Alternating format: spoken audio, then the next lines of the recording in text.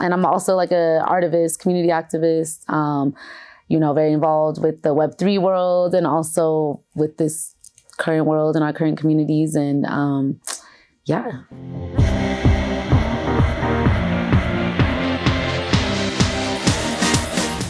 So many things. Hi, I'm Zanib. I'm an Afro-Nubian singer, violinist, songwriter, designer, entrepreneur, something they say, artivist, producer, all kinds of things. Really just a creative, an artist. And then after that, it just kind of like kicked off. Like the second I got back to the States, it was just like nonstop go. So we did South by Southwest. I had 2 shows and 2 panels there. So one of them was with Disrupt Art, who is a NFT marketplace, the first Black-owned marketplace. Amazing community, super dope. All about, disrupting the system and creating our own and really just being agents for change. So we had some really dope panelists talking about music and movies in the metaverse.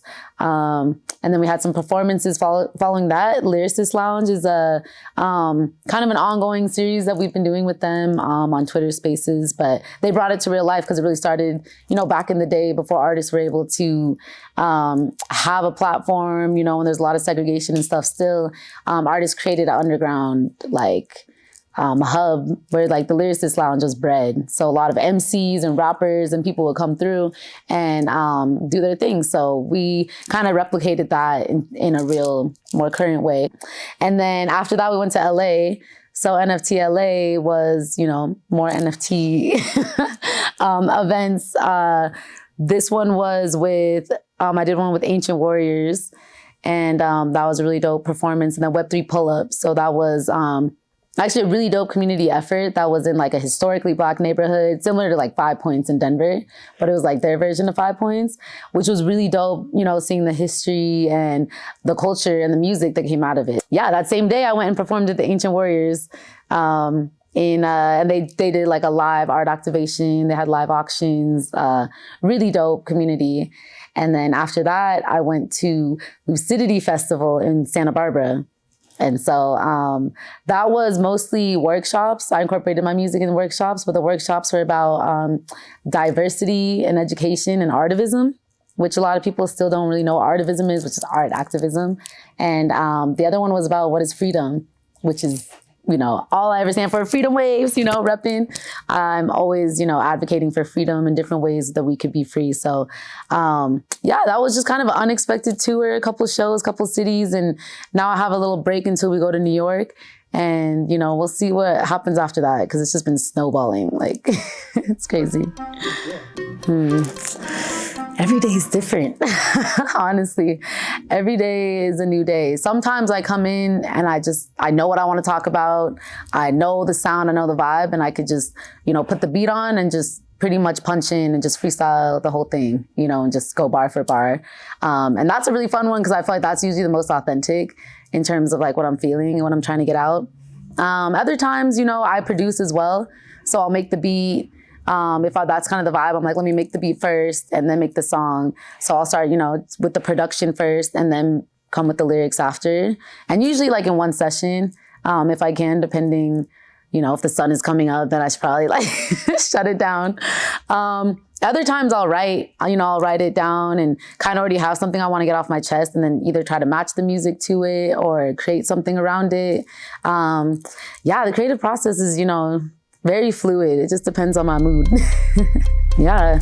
Well, it's just bringing this whole new autonomy to what we do and really gives us our worth as artists. I've made more off of my music than I have from streaming in the past, 10 years of me releasing music.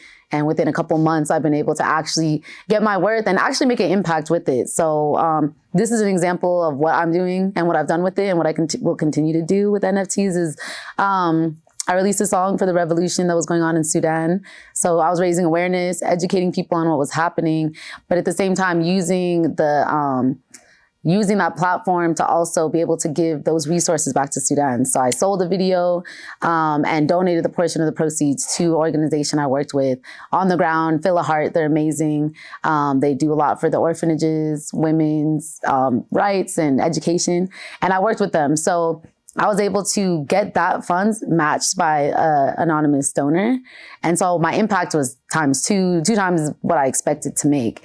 And it was just really incredible. And that's what I feel like the power is, because I was also able to eat, but I also was able to help others off of it. And so that's really my goal and my intention, is to, you know, free myself, but as well as others on the way, because that's the whole, you know, we're not free until we're all free. So, you know, and then just continuing this creative revolution, because that's what's happening. Yeah, I'm in my bag right now, but now that summer's coming up, I definitely want to do like an Afrobeat tape, like, you know, a little 3-song EP. I just dropped the EP last summer. That was 3 songs, 4 with like the intro. And I felt like that was a good, like, digestible amount. You know, something people could easily run back and want to listen to again, but also it had enough diversity in the sound that it was like, I just felt like it was a really digestible project. So I'm kind of feeling these like smaller EPs. So I think I'm going to do like an Afrobeat EP probably for the summer coming up. And, you know, we just have a whole catalog of songs. So singles in the meantime, obviously a lot of Web3 releases, NFT music releases. There's some exciting things coming up this summer with that. And yeah, shooting more videos and content. I'm wrapping up a video for Catch Me If You Can, which is like everyone's favorite song, I think, of most of my songs. Actually, I don't know. Everyone, you know, you wouldn't expect, like, some people that are in their feels, like, you know, you wouldn't expect some guys to like the songs that are like more in your feels. But yeah, so Catch Me If You Can is a really upbeat, fun, eclectic song. And so a lot of people resonate with it. And so that's a video that's going to be wrapping up soon.